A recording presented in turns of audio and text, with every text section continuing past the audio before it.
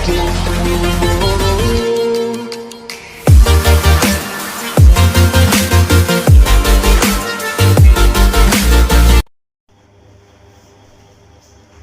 Morning students, welcome to our YouTube channel math का master. आज हम क्लास 10th में जो हमारे क्वेश्चंस आते हैं प्रूफ के, ये एक मेन क्वेश्चन होता है जो आपको बोर्ड में एक क्वेश्चन आना कंपलसरी है। एक क्वेश्चन ये कंपलसरी है आना, तो आज हम अपने इसी क्वेश्चन को करते हैं। बहुत सिंपल ट्रिक है आपके लिए, आपको कुछ भी नहीं करना। कोई भी नंबर आपके सामने आए, मेथड आपको बिल्कुल सेम रखना है। जब आप मेथड को बिल्कुल सेम रखेंगे, सिर्फ आपको डिजिट्स को चेंज करते रहना है। मेथड इसको बिल्कुल भी चेंज नहीं करना, सिर्फ और सिर्फ चेंज होगी तो आपकी डिजिट। अब हम स्टार्ट करते हैं। क्वेश्चन कहता है कि प्रूव करिए कि रूट टू हमारा इर्रेशनल नंबर है। ये प्रूव करिए कि रूट टू हमारा इर्रेशनल नंबर है। तो इर्रेशनल नंबर प्रूव करने के लिए सबसे पहले हम बात करते हैं कि हमारा रूट टू रेशनल नंबर है। जब हम इसको रेशनल नंबर प्रूव करेंगे और हमारा प्रूफ गलत हो जाएगा, तो वहाँ से हम कह सकते हैं कि हमारा ये रूट टू इर्रेशनल नंबर है। तो इसके लिए स्टार्ट करते हैं। ज़्यादा लंबी वीडियो नहीं है, ज़्यादा लंबा क्वेश्चन नहीं है, सिर्फ समझना है। समझने में देर लगेगी। एक बार आपके समझ में आ गई ट्रिक, तो इस प्रकार का कोई भी क्वेश्चन हो आप इजीली सॉल्व कर पाएंगे। आते हैं हम, मान के चलिए कि क्वेश्चन कह रहा है कि रूट टू आपको इर्रेशनल प्रूफ करना है। हम कहते हैं कि रूट टू को हम रेशनल मानते हैं। तो हम क्या लिखेंगे यहाँ पर, let root two be a rational number. हमने माना कि रूट टू एक रेशनल नंबर है। जब रूट टू हमारा रेशनल नंबर होगा, तो रेशनल नंबर हमें पता है क्या होता है, पी अपॉन क्यू की फॉर्म में होता है। तो हम इसको रूट टू को पी अपॉन क्यू के इक्वल रख देंगे।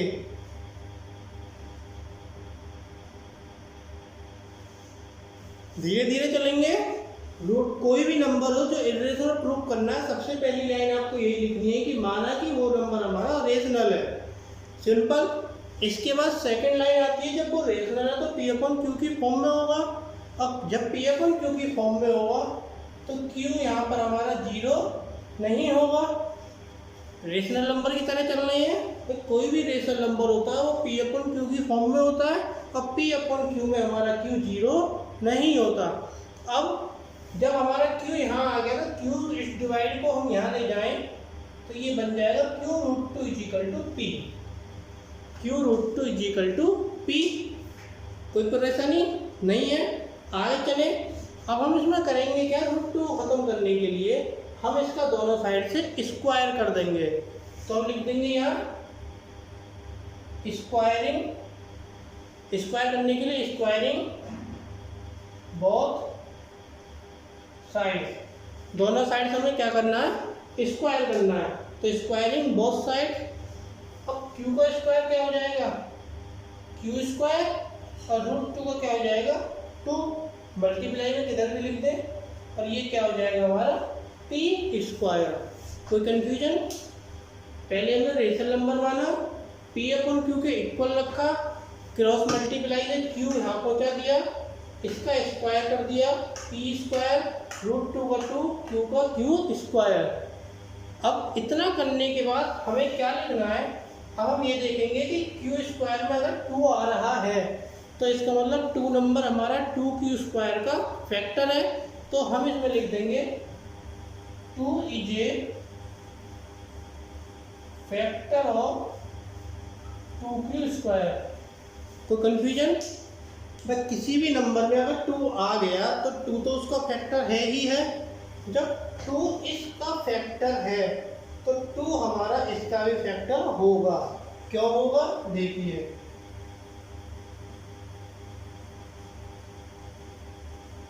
जब टू इसका फैक्टर है, तो टू इसका भी फैक्टर होगा। क्यों होगा, क्योंकि हमने ऊपर लाइन लिख रखी है कि two q square p square के बराबर है।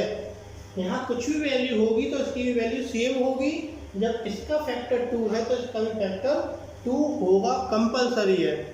जब टू पी स्क्वायर का फैक्टर है, तो to is a factor of P, तो टू हमारा पी का भी फैक्टर होगा। इतना तो करा। अभी एक बार और देख लीजिए, √2 को हमने रेशनल नंबर माना। Rational number P upon Q की फॉर्म में होता है। पी अपन क्यू में क्यू 0 नहीं होता, वो लिख दिया। क्रॉस मल्टीप्लाई कर दी, दोनों साइड का स्क्वायर कर दिया।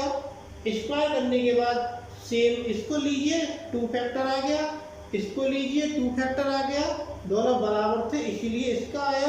और जब पी स्क्वायर का फैक्टर 2 है तो हमारा पी का भी फैक्टर 2 होगा। इतना आया समझ में। अभी हमने पी के लिए निकाल लिया, अब हम चलते हैं क्यू के लिए। क्यू के लिए हमें क्या करना है?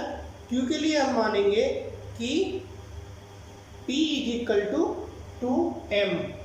Late P = 2m। हम P के बराबर में क्या मानेंगे? 2m मानेंगे। तो 2m से हमारा क्या होगा? 2m से होगा कि m जो है हमारा कोई भी इंटीजर हो सकता है। Late P = 2m where m क्या होगा हमारा? कोई भी इंटीजर। तो वेयर m इज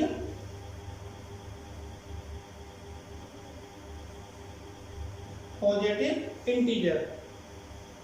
लेट माना कि P = 2 है क्योंकि P का फैक्टर था 2। P का फैक्टर 2 था तो P के बराबर में P 2 के इक्वल तो है ही है। तो कोई भी m और नंबर हो सकता है, कोई भी पॉजिटिव मान लिया। अब हमें क्या करना है? जब ये हमारे P = 2m आ गया, हमें इधर भी स्क्वायरिंग करनी है। स्क्वायरिंग बोथ साइड, दोनों साइड स्क्वायर करेंगे तो P का क्या हो जाएगा? P² और ये हो जाएगा 4m²। तो कन्फ्यूजन नहीं है। अब यहाँ देखिए P² 4m² के बराबर है और यहाँ पर P² 2q² के बराबर है।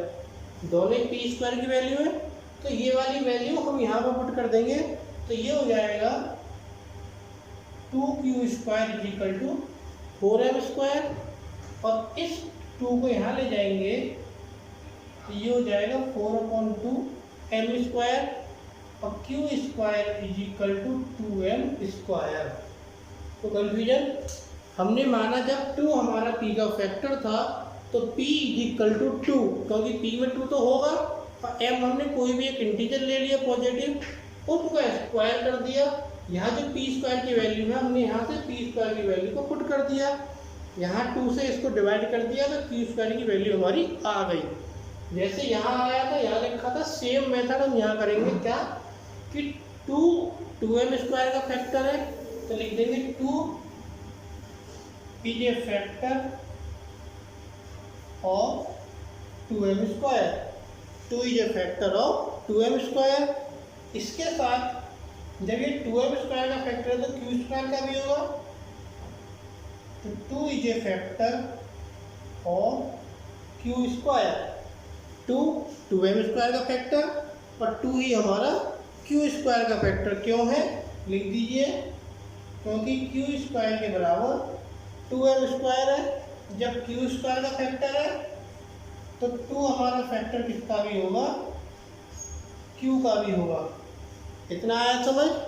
पहले हमने रेशनल नंबर माना, क्रॉस मल्टीप्लाई करी, स्क्वायरिंग करी, स्क्वायरिंग के बाद जो नंबर आया यहाँ फैक्टर बन गए। ऐसे ही p को हमने 2m के इक्वल माना, यहाँ स्क्वायरिंग करी, p² की वैल्यू यहाँ से यहाँ रख दी, q² का आंसर आया तो यहाँ भी हमारे क्या बन गए? फैक्टर बन गए। अब हमने ये देखा कि p का फैक्टर क्या है? 2 और q का फैक्टर भी क्या है? 2।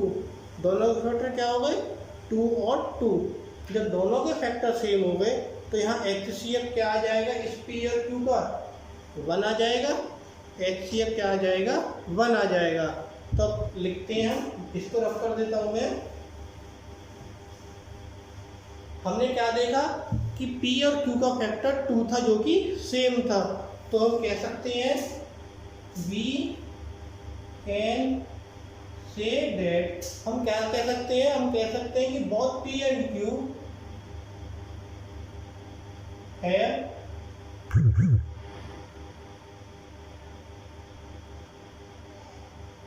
Common factor. हम कह सकते हैं कि दोनों जो p और q हमने लिए थे उन दोनों का कॉमन फैक्टर है और वो कॉमन फैक्टर क्या है हमारा? 2 है। जब दोनों का कॉमन फैक्टर 2 है तो HCF क्या होगा, P एंड Q का 1 होगा। जब दोनों का कॉमन फैक्टर सेम आ गया 2, तो उसका HCF क्या होगा, हमारा 1 होगा। जब HCF उसका 1 हो गया तो जो हमने अनुमान माना था, our supposition is wrong। अभी P का फैक्टर 2 था, Q का फैक्टर भी 2 था। जब दोनों को फैक्टर 2 सेम आ गए, तो जिसमें हमारे कॉमन फैक्टर 2 सेम आ जाते हैं, तो उसका अगर हम HCF निकालते हैं तो HCF वहाँ क्या आएगा, 1 आएगा।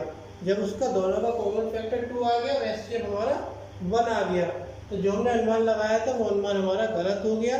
तो हेंस √2 इज नॉट रेशनल। तो हम कह सकते हैं कि √2 हमारा रेशनल नहीं है। ठीक, अब इसीलिए क्या कह सकते हैं,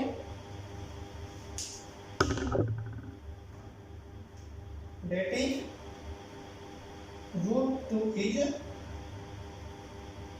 irrational नंबर।